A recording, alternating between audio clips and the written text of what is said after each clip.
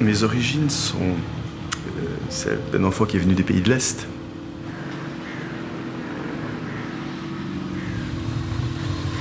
Je suis né à Prague et je suis ici, en Suisse arrivé, j'avais 3 ans à peu près. L'invasion russe de mon pays a précipité mes parents qui étaient des résistants.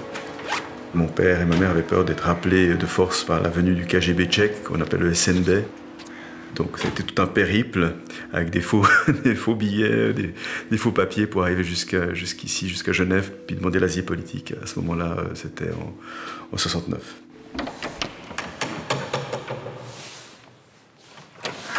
Ce qui a fait naître mon esprit chevaleresque est certainement d'abord les contes.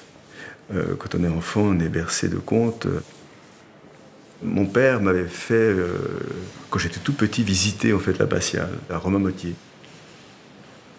Et dans cette abbatiale, il y a 2 petits personnages que j'ai trouvés extraordinaires. C'est un chevalier qui offre son épée à un escargot. Puis mon père m'avait expliqué qu'en fait, cette image était forte dans son message. C'est un chevalier qui se met au service du plus faible, puisque l'escargot, effectivement, est un être rampant, lent, d'une fragilité remarquable. Et en même temps, il se met au service de la grandeur, notamment parce que la coquille de l'escargot représente l'infini, et donc Dieu, d'une certaine manière.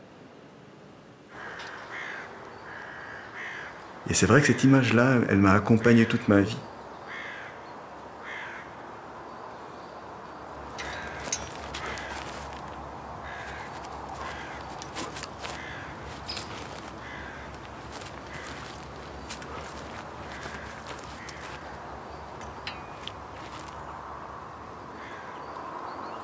À 16 ans, mes parents m'ont emmené voir une pièce de théâtre, Cyrano de Bergerac.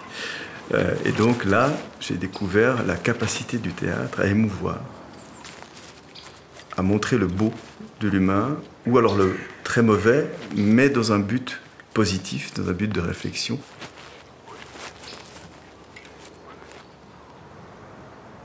Ça a vraiment été une révélation, et donc j'ai décidé à ce moment-là de devenir comédien. Et puis à un moment donné, je voulais aussi devenir metteur en scène de spectacles de KPDP. Et donc j'ai entrepris des études pour devenir maître d'armes. Pour finir, j'ai aussi commencé à faire cascadeur, puis directeur de cascade pour organiser et chorégraphier des combats.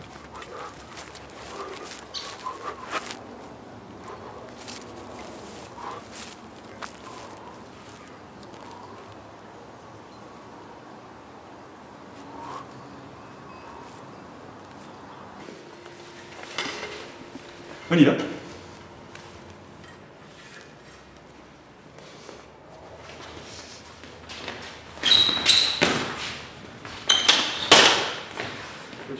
Continue.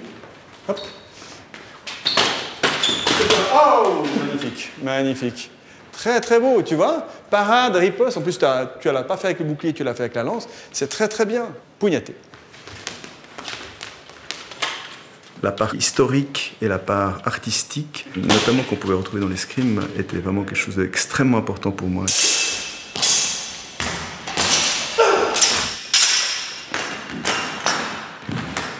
J'ai fondé en fait ma propre école à Lausanne.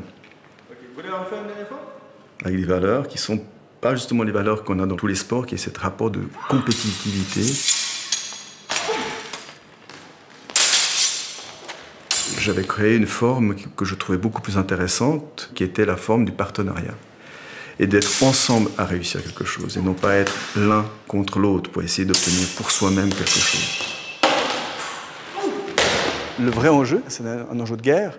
Donc c'est là où il faut vraiment travailler aussi sur cette cohérence, de chercher à ne pas être touché.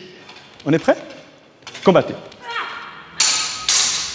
À mes élèves, je leur demande d'être poussés en avant par des vertus, par des qualités humaines. Je souhaite qu'ils soient passionnés, curieux, qu'ils soient bienveillants, qu'ils soient courageux.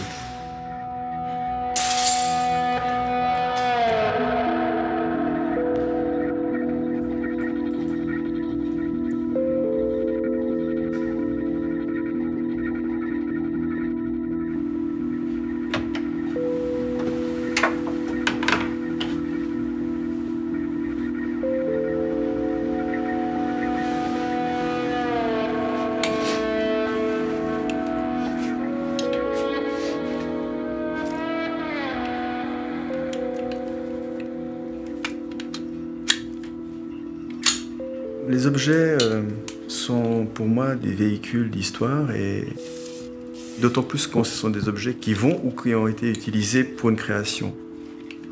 Quand on reproduit un film sur scène, qu'on laisse 300 cartouches, qu'on raconte une histoire tirée d'un film d'action absolument fou, ça laisse des traces parce que ça a été un challenge de le faire.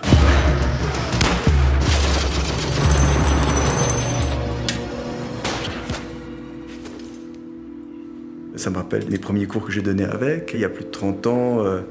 Après, il y a évidemment d'autres flashbacks. J'essaie d'emmener aussi mes élèves beaucoup plus dans l'aventure. Je leur propose de faire des films. C'est une aventure totale. Ça donne un courage, ça donne une assise et l'envie de poursuivre. Si je suis capable de ça, je peux aller plus loin.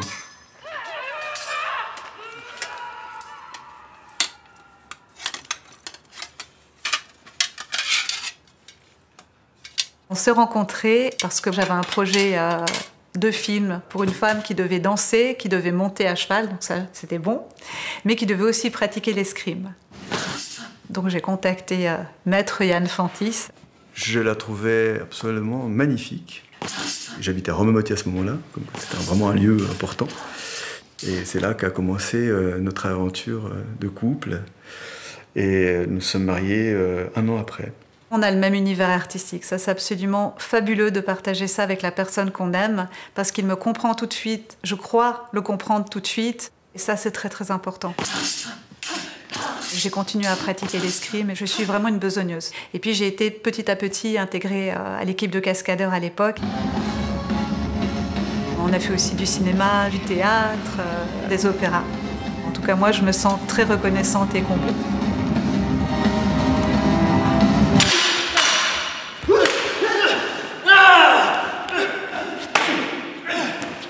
Ce qui est génial avec Yann, c'est que ça doit être vrai. Il doit y avoir un côté brut, un côté sale dans les batailles, ce que j'aime beaucoup, parce que ça nous demande encore plus de travail. C'est-à-dire que ça doit être chorégraphié, ça doit être parfait, puis en même temps, ça doit être vivant et ça doit être joué. C'est beau parce que vous n'allez pas tuer. C'est très bien. Bon, malheureusement, on nous a demandé d'en finir dans le combat, mais c'est usant. J'ai envie que vous essayiez d'avoir cette netteté dans le comportement entre je suis attaquant, je suis attaqué. Parce que les gens vont s'attacher à votre identité humaine. Et c'est ça que les gens vivent avec vous. C'est cette condition d'humain dans un contexte hors norme, extraordinaire.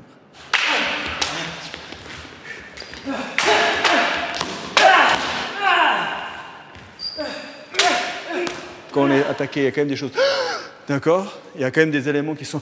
D'accord, où on prend, il y a un saisissement, et donc l'air aussi, même les sons sont... D'accord? Alors que les sons qui sont expéditifs, d'accord, sont beaucoup plus clairs, ils sont plus... D'accord? D'accord? On peut aller... Mais il faut nuancer, on ne peut pas rester juste dans les wa. OK?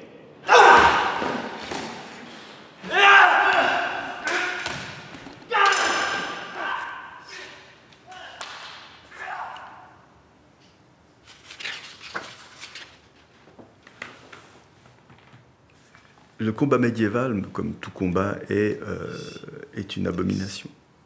C'est pour ça qu'il faut faire très attention de ne pas rentrer dans le romantisme.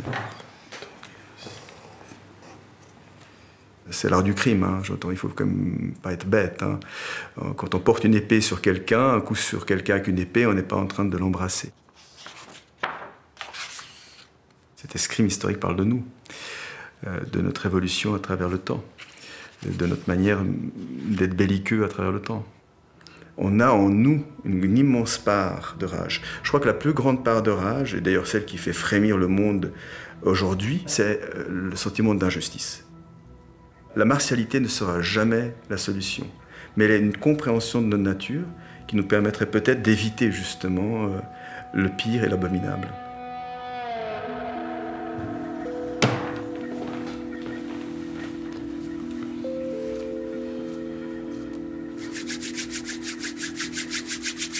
J'ai ressenti depuis un certain nombre d'années le besoin de trouver un équilibre dans ma vie entre la main qui tue et la main qui soigne, d'être dans ce yin et yang. et de pouvoir effectivement transmettre quelque chose qui est plus de domaine de la douceur. Parce que dedans, il y a une harmonie et il y a aussi quelque part un lien au corps.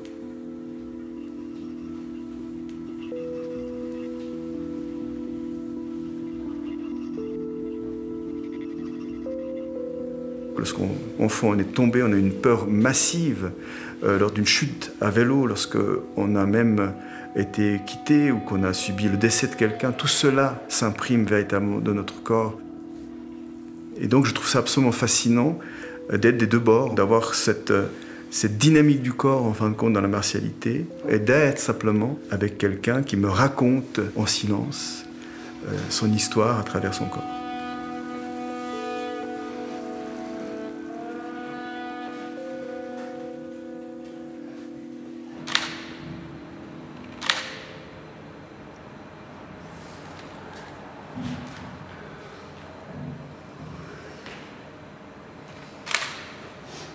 On a un côté un peu rock'n'roll.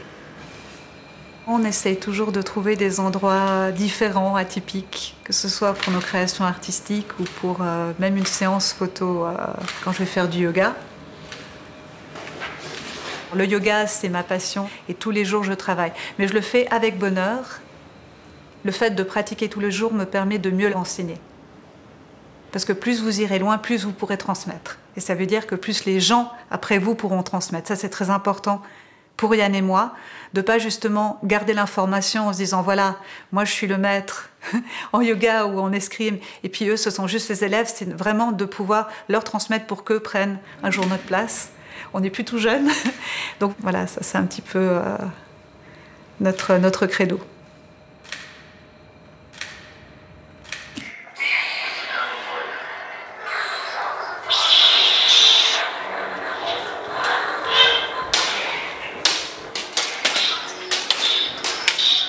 Moi, je suis depuis tout petit passionné de science-fiction et à un moment donné, les circonstances m'ont amené à donner un premier stage d'escrime au sabre laser.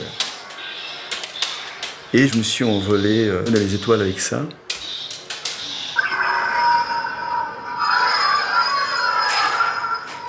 C'est une discipline que j'aime énormément parce que, au-delà de l'aspect ludique, elle marie beaucoup plus que l'escrime historique, plus d'éléments, parce qu'en fin de compte, on fait aussi de la cascade, on y associe aussi le jonglage, donc c'est une discipline en soi qui est extrêmement riche, et dedans, il y a quand même aussi des valeurs qui sont liées à ces notions de respect de la vie, de protection de l'opprimé.